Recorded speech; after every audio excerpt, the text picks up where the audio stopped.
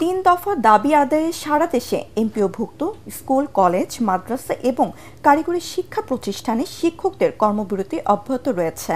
নীলফামারীতে কেন্দ্রীয় শহীদ মিনারের চত্বর থেকে সদর উপজেলার বিভিন্ন শিক্ষা প্রতিষ্ঠানের শিক্ষক কর্মচারীদের ব্যানারে বিক্ষোভ মিছিল বের হয়। পরে সমাবেশে বক্তারা শিক্ষকদের ন্যায্য দাবি বাস্তবায়নের আন্দোলনে রাজধানীতে পুলিশের হামলার তীব্র নিন্দা জানান। শিক্ষক কর্মচারীদের কর্মবিরতিতে শেরপুরে এমপিওভুক্ত স্কুল, কলেজ ও মাদ্রাসায় অসচ্ছলতা বিরাজ করছে।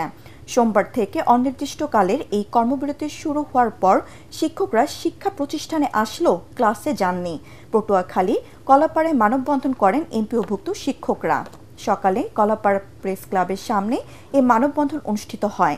মানববন্ধনে বক্তারা তাদের দাবি মেনে নিয়ে প্রজ্ঞাপন জারি না করলে লাগাতার কর্মবিরতি পালনের পাশাপাশি আসন্ন নির্বাচনে দায়িত্ব পালন না করার হুঁশিয়ারি দেন।